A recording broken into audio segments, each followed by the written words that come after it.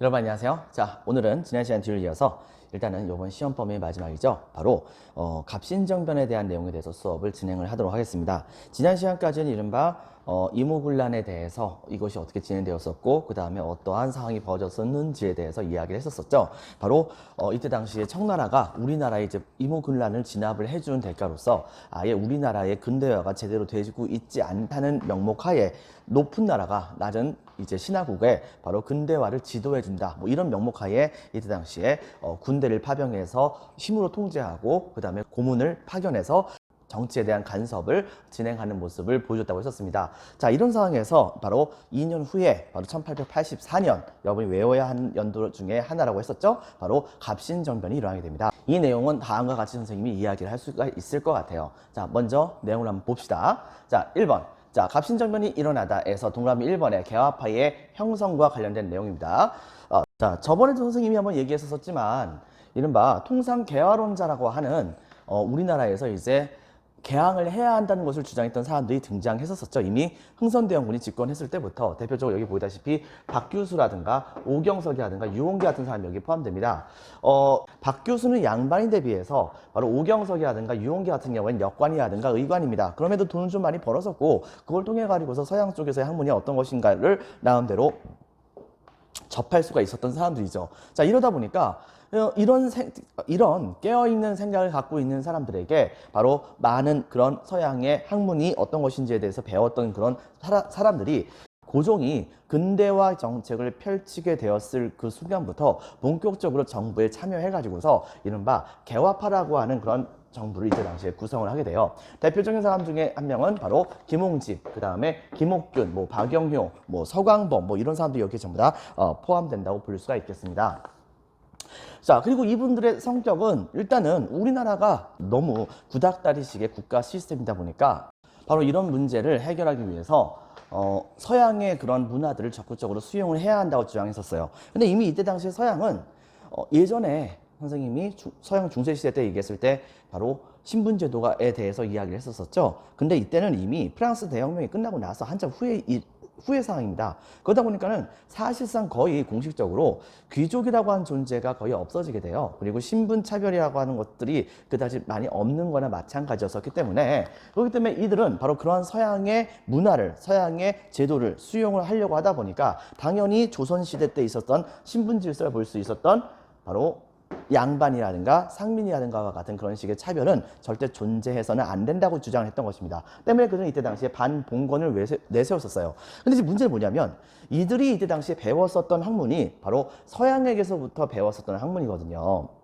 자, 이러다 보니까 이때 당시에 이들은 외세에 좀 의존하는 그런 성격이 있었다는 것이 굉장히 좀 치명적인 단점이었던 것입니다. 하지만 이분들이 그렇다고 해서 매국노라고 얘기할 건 아닙니다. 왜냐하면 우리나라의 발전을 위해서 해외를 배워야 한다는 얘기했던 거지 해외에다 우리나라를 팔아넘겨야 한다고 얘기했던 사람들은 아니었던 것이죠. 물론 이분들 중에서 나중에 가서는 대표적인 친일파로 등장한 사람도 있긴 있었지만요. 나중에 이 중에서 실제로 친일파가 됐었던 분들도 계십니다. 그런 분들은 여러분들이 한번 나중에 한번 찾아보세요. 자, 어쨌든 간에 이런 식의 정책을 시행하려고 노력했던 사람들이고 그 다음에 고종이 친정을 한 다음에 적극적으로 그런 방식으로 조선을 근대화시키려고 하는 모습을 보여주게 됩니다. 그런데 여기에서 결정적인 사건이 하나 터지게 되죠. 즉 이때 당시에 우리나라에서 이모군란이 터지게 된 겁니다. 기억날까요? 이모군란 몇 년도에 일어났습니까? 여러분들? 바로 1882년이었습니다. 자, 이때 당시에 청나라가 이모군란을 진압해주면서 엄청나게 우리나라에 대해서 간섭을 하게 된 거예요. 문제는 뭐냐면 이 간섭이 너무 심각했다는 겁니다. 당시에 청나라가 시행했었던 근대화 정책은 사실은 이랬습니다. 바로 청나라의 정신은 그대로 두고 그 다음에 뛰어났었던 서양의 과학기술은 수용을 하자라고 하는 주의였었어요. 이른바 이것을 네 글자 줄이면 우리는 중체서용이라고 얘기를 합니다. 자, 그런데 바로 이런 시스템에 따라서 당연히 청나라의 체제를 그냥 두자고 얘기했던 것이니까 서서한 변화를 추구하겠습니까? 아니면 급격한 변화를 추구하겠습니까? 당연히 서서히 이루어지는 변화를 추구했겠죠. 자, 이렇게 되다 보니까 원래 이 개화파 자체 내에서도 이미 이전서부터 동양 쪽에서 대표적인 근대화를 추구하는 나라가 두 개 나라가 있었죠. 하나는 청나라, 또 하나는 일본. 근데 청나라는 좀 전에 선생님이 여러분들에게 얘기했던 것처럼 서서히 근대화를 이루는 것을 추구했었던 나라고, 일본의 경우에는요, 말 그대로 머리끝부터 발끝까지 모든 것을 그냥 서양을 그대로 본따 가지고서 근대화를 추진을 하려고 했었던 스타일이었습니다. 자, 이러다 보니까는 당시에 이 개화파 안에서도 청나라 방식을 따라야 한다, 일본 방식을 따라야 한다를 가지고서 둘로 의견이 나누어지게 됐었었는데, 그런데 이들은 바로 이 청나라의 간섭이 심화가 되게 되면서 청나라에 대한 강한 반발심이 생겨나게 되는 과정 중에서 개화파의 분열이 극도로 벌어지게 되었다고 우리가 볼 수가 있겠습니다. 이 민비 세력 같은 경우에도 어떤 면에서 본다고 한다면 개화 정책을 어느 정도 지지했다고는 볼 수 있어요. 근데 그렇긴 하지만 문제는 뭐냐, 자기의 정권을 계속해서 유지하는 방향에서 개화 정책을 추진하려고 했었던 것이지, 이것이 자기네들이 바로 그 제거의 대상이 된다고 한다면, 개혁의 대상이 된다고 한다면 그들도 충분히 생각이 바뀔 수가 있는 것이겠죠. 자, 이렇기 때문에 바로 이런 부분에서 이 개화파 자체는 굉장히 어떻게 우리나라를 끌고 갈 것인가에 대해서 그 갈등이 굉장히 심해졌다 볼 수 있겠습니다. 체계적인 부분을 보면 다음과 같이 우리가 이야기를 할 수가 있을 것 같아요. 자, 여기 보이다시피 첫 번째는 바로 김홍집입니다. 온건개화파 쪽에서는요, 바로 김홍집 선생이 있었어요. 그리고 어연준과 김윤식 선생 같은 분들도 이때 당시에 있었습니다. 이분은 나중에 전부 다 칼 맞고 돌아가시긴 하지만요. 자, 그 다음에 또 한 가지, 거기에 비교해서 봤을 때 급진개화파에 해당되는 분들은 바로 대표적인 사람 김옥균이 있었습니다.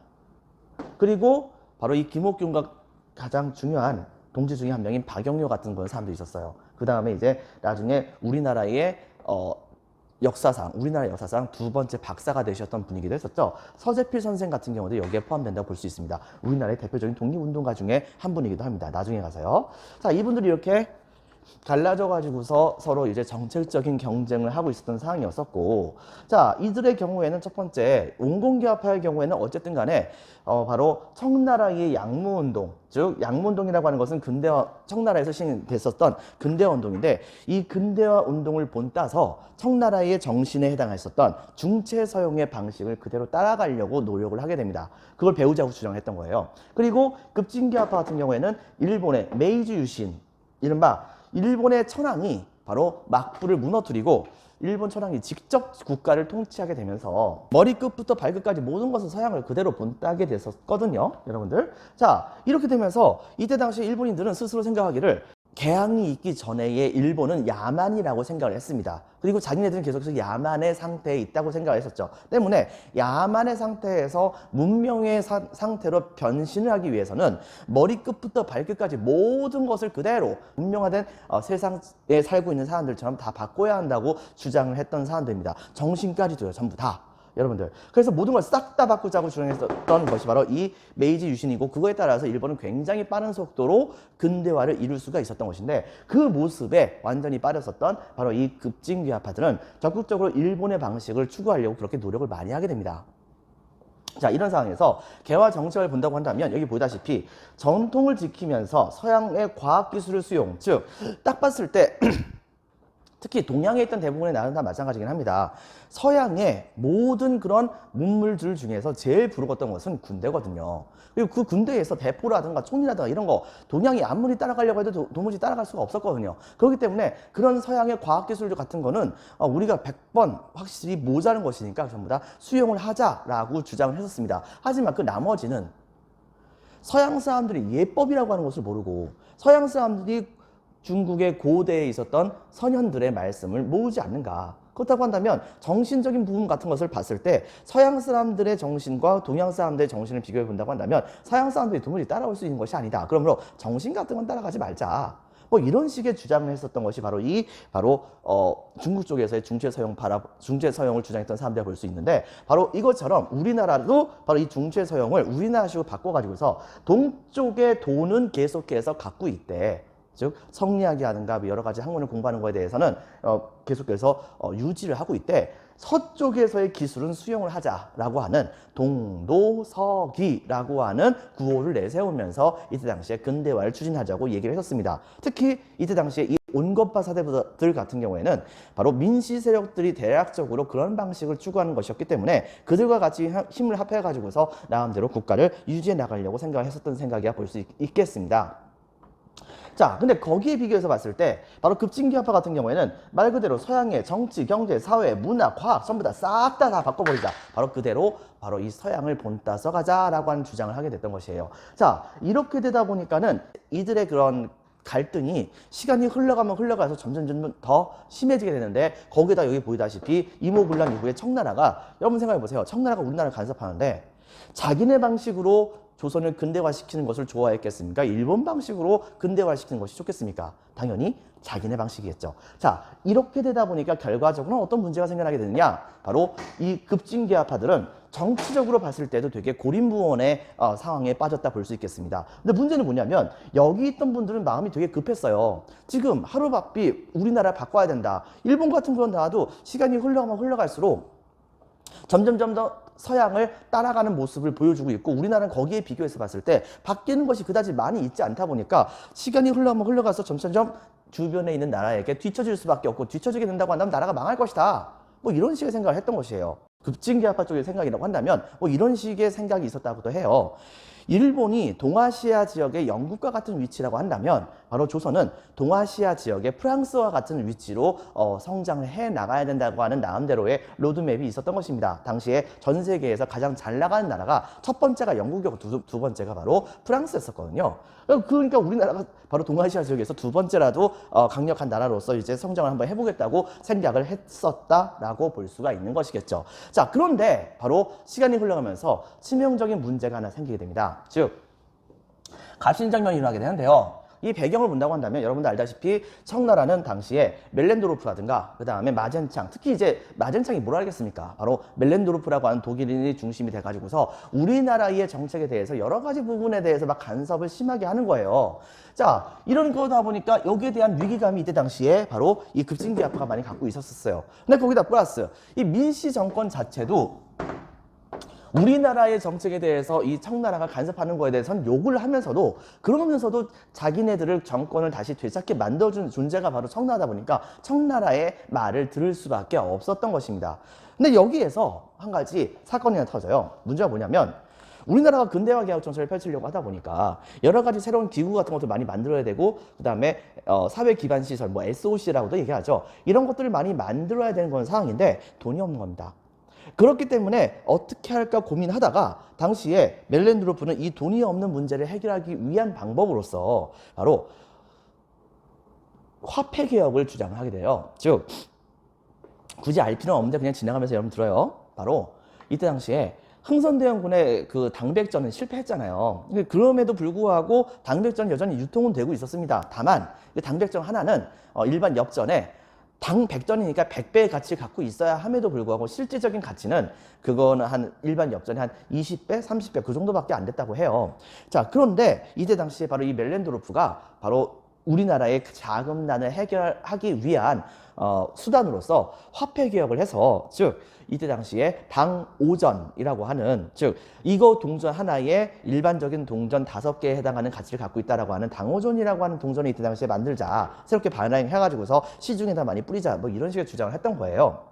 근데 이제 문제는 뭐냐면 그렇게 되면은 흥선대원군 때만큼은 아니지만 전 국민들이 이놈의 당오전이라고 하는 것 때문에 바로 이제 굉장히 좀 많이 힘들 거 아니에요. 인플레이션이 많이 일어나게 되니까. 그러니까 이때 당시에 김옥균을 비롯한 급진개화파 쪽에서는 뭔 소리냐, 그것만 절대 안 된다. 그러니까 우리가 생각했을 때 주변에 있는 나라인 일본이라는 나라가 정말 친절하긴 하니까 바로 이런 일본에게 이웃된 국가의 입장에서 바로 나름대로는 좀 우리나라를 좀 도와달라라고 하는 요청을 한번 해봅시다 라고 얘기를 했던 겁니다. 그래서 양측에서 이때 당시 의견이 되게 팽팽하게 이제 이루어지고 있었어요. 그런데 이때에 고성이 중간에서 중재를 딱 합니다. 어떻게 하냐면 그래? 그러면 둘 다 하자.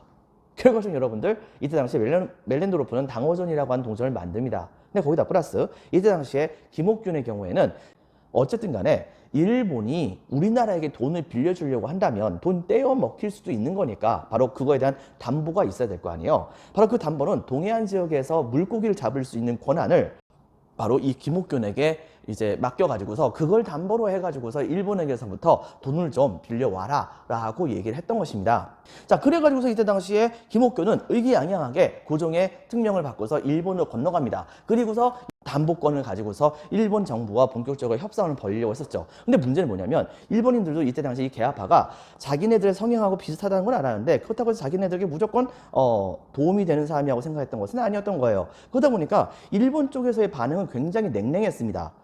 결과적으로 이때 당시에 김옥규는 결과적으로 실패를 해요. 자, 이렇게 해가지고서 어쩔 수 없이 본국을 딱 돌아봤더니 이때 당시에 훨씬 더 그 숫자가 많았었던 이 온건계화파 쪽에서에 해당되는 건 사람들이 이거 그거 봐라, 일본이 무슨 생각에서 우리나라에게 돈 빌려주겠냐 라고 하면서 이때 당시 급진계화파를 되게 비웃었단 말입니다. 그리고선 그 다음부터 고종마저도 급진계화파의 말을 본격적으로 듣지 않으려고 하는 모습을 보여주게 된 거예요. 근데 문제는 뭐냐, 이 급진계화파들의 신념은 굉장히 확고했거든요. 요번에 우리나라가 근대화의 기회를 놓치게 된다고 한다면 영영 뒤떨어질 것이라고 생각했던 것입니다. 이것 때문에 이 급진계화파는 정권을 탈취해서라도 근대적인 정책을 빠르게 시행하는 방법을 추구 한번 해봐야겠다라고 생각을 하고 있었습니다. 그래가지고서 각 지역에다가 실제로 계화파에 해당되는 그런 군대를 양성을 해요. 나중에 가서 이제 실제로 이제 양성했었던 군대 숫자가 약 한 1000명 정도가 됐었다고 합니다. 자, 그런데 이제 그런 상황에서 갑자기 사건이 하나 터집니다. 즉, 청나라가 당시에 베트남의 종주권을 두고서 이제 프랑스는 베트남을 아예 식민지로 삼으려고 했었고 이 베트남이 조공을 바치고 있었던 나라가 바로 청나라였었거든요. 자, 이런 상황이었기 때문에 바로 이 종주권 문제로 인해 가지고서 청나라와 그 다음에 프랑스가 전쟁을 벌이는 사건이 벌어져요. 이른바 청푸전쟁이라고 합니다. 자, 그렇게 되자 청나라는 일단은 그쪽에서 싸우고 있는데 그런데 지금 현재 조선에 대해서 신경 쓸 수 있는 탐이 안 됐던 거예요. 그래가지고서 우리나라에 주둔을 하고 있었던 청나라의 3000명의 병사들 중에서 약 1500명을 다시 본국으로 송환을 합니다. 그리고 청푸전쟁에다가 이들을 투입을 하게 되죠. 자, 그렇게 됐는데 이제 문제가 뭐가 생기게 되냐면 이렇게 된다고 한다면 개화당이 비록 1000명 정도에 해당되는 군대를 모집을 하긴 했었지만 청나라의 3000명의 군대에겐 대항을 할 수가 없었거든요. 근데 3000명이었었던 바로 청나라의 군대가 1500명을 줄어든 거예요. 자, 1000대 1500명 둘이 싸우면 누가 이길지는 한번 고민해봐야 될 거 아닙니까, 여러분들? 자, 이렇기 때문에 나름대로 바로 이 개화파는 이른바 정변을 준비를 몰래 합니다. 궁궐 내에서도 궁녀들도 이 당시에 이 개화파에 가담할 정도로 그 정도로 개화파는 되게 조직적으로 갑신정변을 준비했었어요. 근데 이때 당시에 일본도 상황이 좀 급박하게 돌아간다는 것을 알게 되었던 것입니다. 그래가지고 이때 당시 일본 공사관이 어느 날 갑자기 개화파의 바로 사람을 만납니다. 만나가지고서 예전에 당신네들이 우리나라에게 와가지고서 돈 빌려달라고 했던 거 거절한 거 정말 미안하다. 근데 당신네들이 만약에 이번에 정변을 일으키게 된다고 한다면 우리 일본이 도와줄게. 물론 속셈은 따로 있었겠죠. 바로 그렇게 도와준 것을 빌미로 삼아가지고서 우리나라에 대해서 엄청나게 간섭을 많이 하려고 생각을 했던 것입니다. 자, 어쨌든 간에 그렇게 얘기를 하고 바로 예를 들면 한 300만 엔 정도에 해당되는 돈을 나중에 빌려줄 것이고 그 다음에 또 한 가지 바로 개화파가 쿠데타를 일으키게 된다고 한다면 정변을 일으키게 된다고 한다면 한 150명 정도 되는 일본 군들을 바로 조선에게 파병을 해줄게 라고 약속을 했던 것입니다. 그리고 우리나라 쪽에서는 사관생도 한 14명 정도가 여기에 같이 참여하게 됐었고요. 그 사관생도 중에 한 명이 바로 여기 나와 있는 서재필과 같은 그런 사람이라고 볼 수가 있겠습니다. 자, 드디어 일본 쪽은 도움을 주고 그 다음에 두 번째 바로 우리나라 군대도 한 1000명 정도 있고 그 다음에 궁궐 내부에서도 나름대로 고종을 보호하는 결사대 나름대로 몇 명씩 있고 자, 이런 상황에서 삼중으로 보호 방책을 세운 다음에 청나라 군대가 어떻게 반응할지를 두고 봐야겠다는 생각에 곰곰이 생각하다가 드디어 날을 정하게 됩니다. 즉, 한 방에 모든 반대파들을 제거할 수만 있다고 한다면 순식간에 정권을 충분히 잡을 거 아니에요. 결과적으로 어떤 일이 벌어졌느냐, 다음과 같은 일이 벌어지게 된 거예요. 이른바 우정국 개국 축하연이 벌어지게 됩니다. 즉 우리나라에서 최초로 이제 우체국을 만들게 됩니다. 정확히 얘기한다고 한다면 우정국이라기보다는 우정총국입니다. 즉 중앙우체국이라고 생각하면 돼요. 바로 이것을 딱 만들게 되면서 그러면서 우리나라에 바로 본격적인 편지가 유통될 수 있는 시스템을 구축을 하려고 했었던 것이었거든요.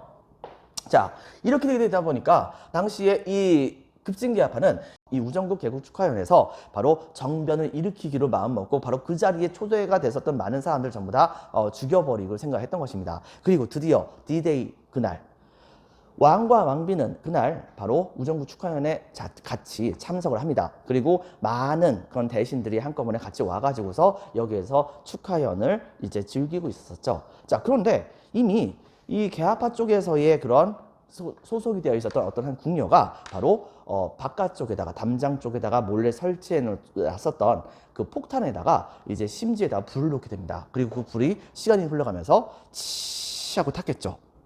그리고 갑자기 분위기가 무르익었을 때 왕과 왕비는 같이 이제 다시 침상에 들어갔어요. 그리고 나머지 신하들끼리 서로 먹고 마시고 떠들고 놀고 이렇게 하고 있는데 갑자기 바깥쪽에서 꽝 하고 소리가 터지는 겁니다. 그래가지고 여기 모든 사람들이 깜짝 놀란 거예요. 근데 이때에 바로 이 개화파가 몰래 그 안에다가 숨겨놨던 사람 중에 일부가 어떻게 했냐면 청나라 군대가 쳐들어온다, 청나라 군대를 막아라, 뭐 이런 식의 막 얘기를 하는 거예요. 그러다 보니까 사람들은 좀 이해가 안 되는 거죠. 청나라 군대가 왜 쳐들어오지? 라고 하면서 우왕좌왕하고 있을 때 이때 당시에 민씨 세력들 중에서 한 명이 어쨌든 간에 내가 좀 살아야겠다라고 생각을 해가지고 바로 그 자리에서 문을 열고 왕과 왕비 다 내팽개치고 혼자서 바깥으로 튀어나가가지고서 이제 도망가려고 했습니다. 문제는 뭐냐? 그렇게 튀어나올 사람이 있을 거라고 하는 것을 생각했었던 바로 이 급진기아파는 그 사람이 바깥으로 딱 튀어나오는 그 순간 그 사람을 칼로 찌릅니다. 결과적으로 그 사람은 칼에 찔림을 받아가지고서 이제 배에서 창자가 튀어나올 정도로 엄청난 큰 부상을 겪게 돼요. 근데 문제가 뭔지 아세요? 그 사람이 안 죽었어요, 여러분들. 바로 이때 당시 그 사람은 바깥쪽으로 나갔다가 그렇게 배임을 당하게 되자 자기 창자를 움켜쥐고 안으로 다시 들어와 가지고서 나 죽습니다 하고 막 쓰러진 거예요. 여러분들, 이렇게 됐을 때 마침 그 근처에 있었던 그런 서양 의사가 바로 그 사람을 치료를 해주게 되었고, 그리고 그 사람은 바로 어떻게 그 바깥쪽에 쏟아졌었던 그 창자를 뱃속에 다시 다 집어넣고 다 꼬맨 다음에 그 다음에 멀쩡하게 나중에 살게 됩니다. 이것 때문에 이제 나중에 조선 정부가 바로 서양 의학에 대해서 굉장한 신뢰를 얻게 되었다 볼 수 있죠. 자, 어쨌든 간에 그래가지고서 그걸 시작으로 해가지고서 이때 당시에 바로 많은 사람들이 우왕좌왕할 때 그때에 바로 바깥쪽으로 도망가는 많은 사람들 중에서 온건기아파에 해당되는 사람들을 이때 당시에 바로 이 급진기아파가 상당수가 다 싹 다 죽여버립니다. 그리고서는 바로 거짓 연기를 하죠. 바로 이 김옥균과 같은 그런 사람들이 눈물을 펑펑 흘리면서 왕과 왕비에게 청나라 군대가 쳐들어왔습니다. 어떻게 해야 합니까? 라고 얘기했었고, 그 다음에 왕과 왕비가 어쩔 줄 몰라 하고 있을 때 저희들이 나름대로 군대를 준비했으니까 저희를 따라오시지요 라고 얘기를 해가지고서 이때 당시에 이들은 바로 근처에 있었던 작은 궁궐로 도망을 갑니다. 그 도망을 하고 그 다음에 약속했다시피 일본 쪽에다가 이미 군대를 요청했으니 일본의 군대가 보호하러 올 것입니다 뭐 이렇게 얘기를 한 다음에 궁궐을 완전히 철통 수비를 하면서 자기네들이 걸려받게 되면서 급진기아파에 해당되는 사람들에 대한 인사 발령을 막 진행을 하게 됩니다. 그리고 거기에 따라서 자기들이 생각했었던 여러 가지 법령들, 우리나라의 근대화를 위한 여러 가지 법령들을 이때 당시에 발표를 하게 되죠. 여러분, 교과서에도 나와 있기도 하고, 교과서 18페이지에 나와 있기도 하고, 프린트에도 나와 있는 것 중에 하나인데요. 뭐 청나라에 잡혀갔던 흥선대원군 돌아오게 한다든가, 문벌을 폐지하고 모든 사람들을 평등하게 권리를 갖고 있다고 얘기해주면서 모든 사람들 그 사람의 능력에 따라서 등용하겠다라고 한다든가, 세금제도를 불합리한 세금제도를 바꿔가지고서 제대로 된 제대로 백성들에게부터 세금을 걷겠다. 뭐 그 다음에 또 한 가지 탐과 놀이 처벌하는 건 당연한데 급히 순사를 두겠다, 즉 경찰관을 두겠다고 얘기한 겁니다. 그리고 모든 국가 재정은 암암리에 뭐 여러 개의 관청들이 그때 주먹구구식으로 막 쓰였었는데 이것들을 국가의 재정을 담당하는 관청 하나에서 모두 다 컨트롤할 수 있는 시스템, 이때 당시에 바로 그 재정을 담당하는 관청이 바로 호조였었거든요. 기억날까요? 이 호의 병형공, 거기에서 호조가 모든 것을 전부 다 담당해가지고서 국가의 재정을 전부 다 관리한다, 뭐 이런 식의 근대적인 그런 형태의 정부 구조를 갖추려고 노력을 해나가게 됩니다. 그리고서 이것이 바로 이제 갑신정변의 14개조 정강이라고 우리는 보통 얘기를 해요. 자, 이렇게 얘기하고 이때 당시에 이들을 온건파 민신세력 전부 다 암살하죠. 그 다음에 이제 개화당 정부를 수립한 다음에 그 다음에 또 한 가지 바로 청나라에 대한 사대도 철폐하겠다. 그 다음에 문벌도 폐지하고 조세대도 개혁하겠다. 뭐 이런 식의 얘기를 합니다. 그런데 이제 문제가 하나 생겼어요. 청나라 정부가 이 사실을 안 거예요. 근데 이제 문제는 뭐냐면 청나라 정부는 이 조선 내부에서 일어났던 정변에 대해서 바로 조선 안에 있었던 군사령관에게 개입하지 말라고 얘기합니다. 그런데 조선 안에 있었던 군사령관이 그 명령을 일부러 무시해요. 그리고서 어떻게 했었냐면 개입하지 말라고 했음에도 불구하고 1,500명의 청군을 일으켜가지고서 이때 당시에 왕과 왕비가 머물고 있는 바로 궁궐로서 쳐들어가게 됩니다.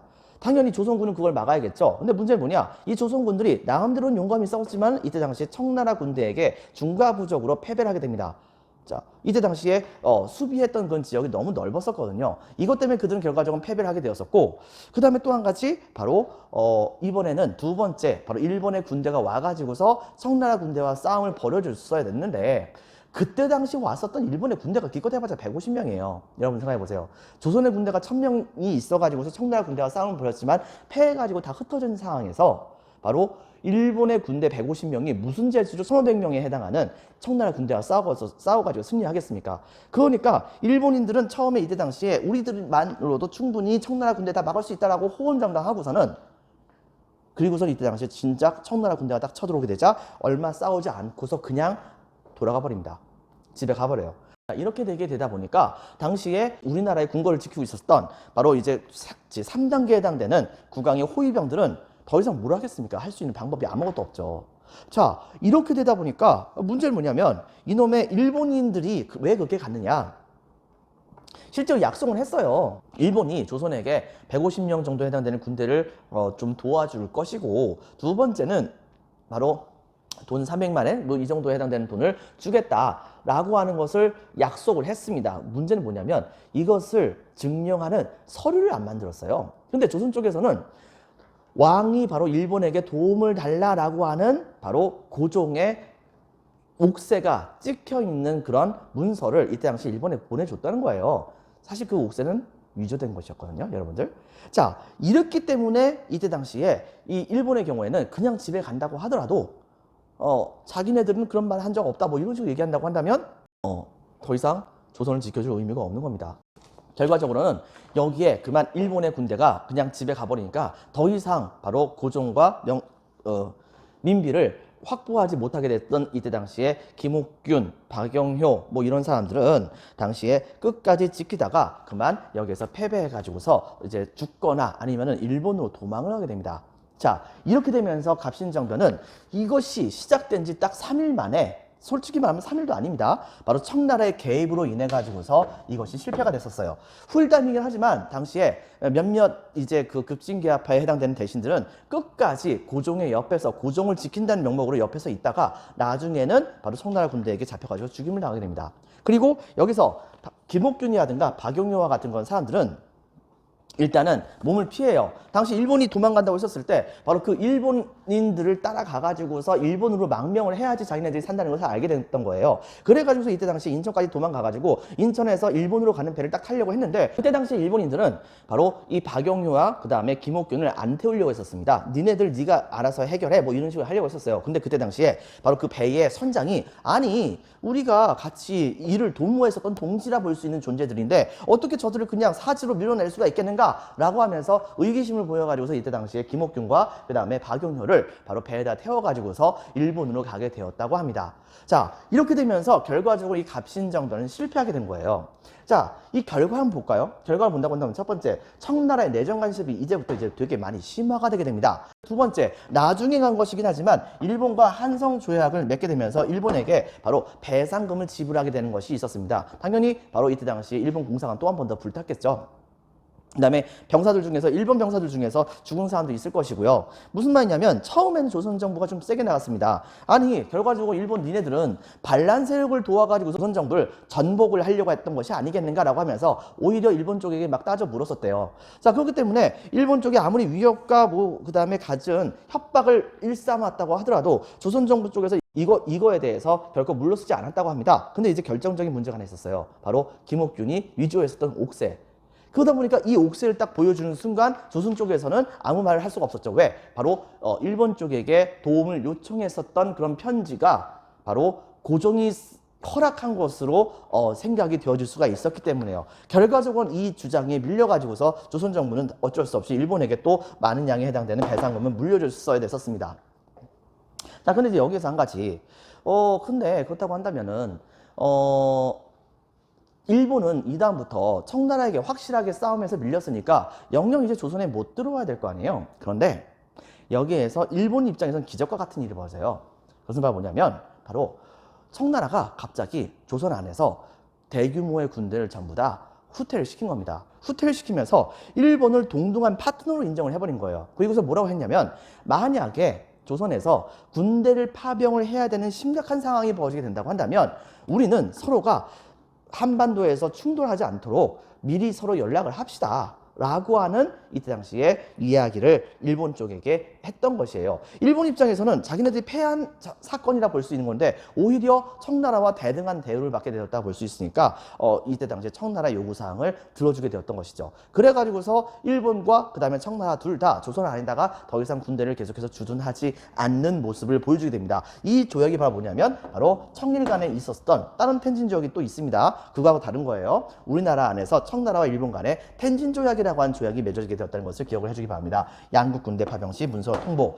자, 그렇다고 한다면 이 갑신정변의 의의는 무엇이 있겠는가? 자, 의의에서는 근대 국가 수립을 목표로 삼았었던 최초의 정치 개혁 운동입니다. 실제로 이것을 근대 개혁을 했나요?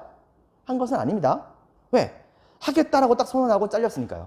자, 그렇긴 하지만 어쨌든 간에 바로 근대 국가 수립을 목표로 했었던 그런 그 움직임은 계속해서 있었다는 것이 굉장히 커다란 특징이라 볼 수 있는 것이겠죠. 하지만 한계가 너무나 뼈저렸었죠. 즉 일본에게 너무 많은 것을 의존했다는 겁니다. 즉 일본이 조선을 마음대로 지켜줄 수 있을 거라고 생각했던 거예요. 아직까지 어떤 면에서 본다고 한다면 이때 당시에 이 급진개화파들은 일본인에 대해서 너무나도 순진한 생각을 갖고 있었던 겁니다. 자국에 도움이 되지 않는다고 한다면 일본인들도 굳이 조선을 도와줄 필요가 없는데 말이죠. 때문에 이때 당시에 이들은 자, 일본에게 너무나도 의존하는 모습을 보였고 일본이 그들을 버렸을 때 그들은 여지없이 패배를 할 수밖에 없었던 바로 결과를 갖고 오게 되었던 것이고요. 두 번째, 바로 민중의 지지도 획득하지 못했다는 문제점이 있었습니다. 왜?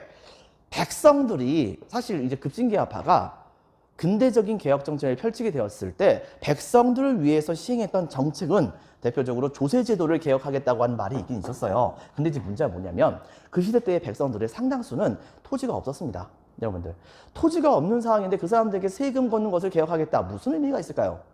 그렇기 때문에 만약에 백성들의 실질적인 지지를 받으려고 했다면 급진개화파는 백성들에게 토지를 주겠다는 어떤 식의 약속을 했었어야 될 것입니다. 자, 그런데 바로 그런 약속은 하지 않고 조세제도 정도만 개혁하겠다는 말을 했었으니까 민중들은 굳이 이거 뭐 나하고 크게 상관이 없는 건데 내가 굳이 이것에 대해서 신경 쓸 필요가 있나? 라고 생각을 했었어요. 거기다 더불어서 또 한 가지, 이때 당시에 우리나라의 쌀값을 미친 듯이 올리고 있었던 나라가 바로 일본입니다. 그렇기 때문에 일본에 대한 적개심이 우리나라 사람들 되게 많이 있었었는데 그랬는데 바로 이 일본에게 기대 가지고서 정변을 일으켰다? 백성들이 좋아했을 리가 없겠죠. 때문에 이때 당시에 바로 이 갑신정변을 회고했었던 어떤 갑신정변을 일으켰었던 인물의 회고를 보면은 뭐라고 얘기했냐면 우리 개화파들이 아주 많이 깨어 있어 가지고서 백성들에게 바로 근대적인 사람들의 삶의 모습을 선사해 주려고 했었지만 무지몽매한 백성들이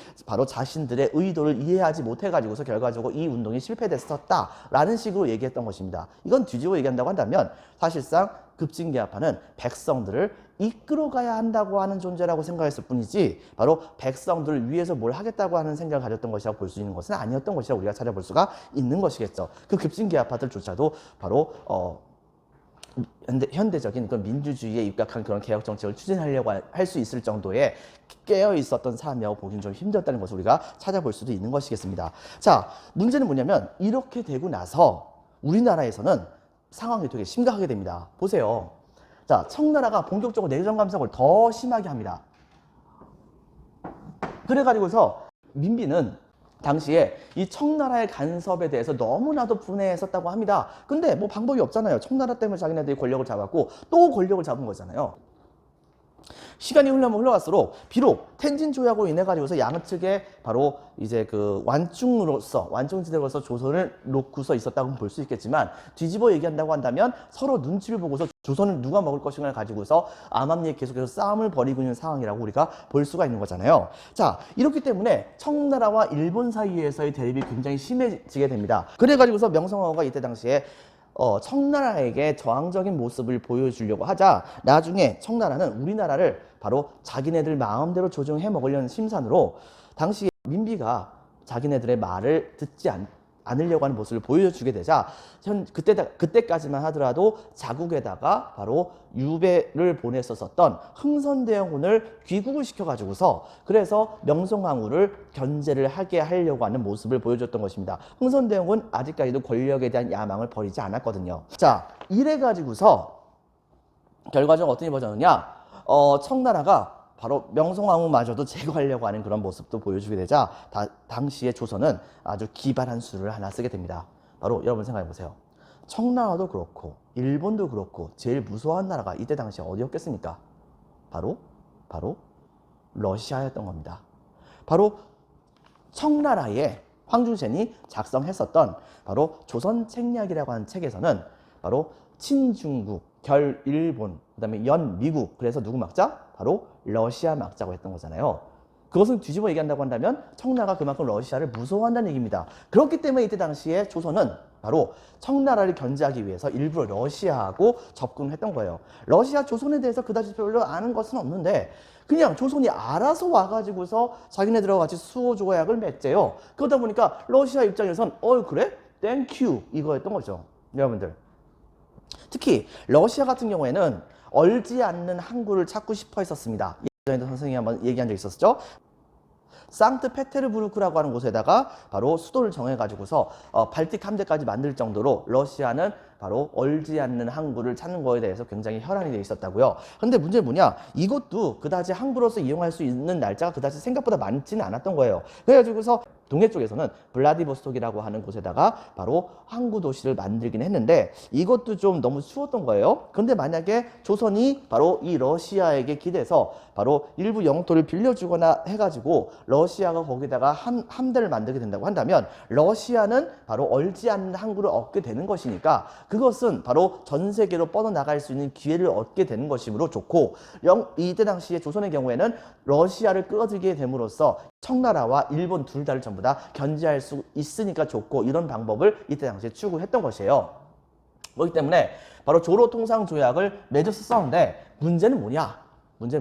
전 세계에서 그렇게 러시아가 바다로 빠져나가는 모든 길목들을 다 막았던 나라가 바로 그때 당시 세계 최강국 영국이었습니다. 자, 그런데 난데없이 조선이라고 하는 이상한 나라가 바로 러시아를 끌어들여가지고서 그래서 조약을 맺겠다라고 하니까 이거 잘못하면은 조선이 러시아에게 얼지 않는 항구를 빌려준다고 했었을 때 바로 영국의 모든 러시아의 진출을 막으려고 했던 모든 시도가 다 실패할 거 아니겠는가라고 이때 당시 영국은 생각을 하게 됐던 것입니다. 그래가지고서 바로 이 러시아를 막기 위해서 불법적으로 이미 조형 수호 통상조약을 맺었음에도 불구하고 이때 당시에 영국군은 명목상은 그래요. 조선을 보호하겠다. 러시아에게서부터 라고 하는 명목하에 우리나라의 남해안 쪽에 있었던 거문도라고 하는 섬을 불법적으로 몇 년간 점령을 하는 사태가 벌어지게 됩니다.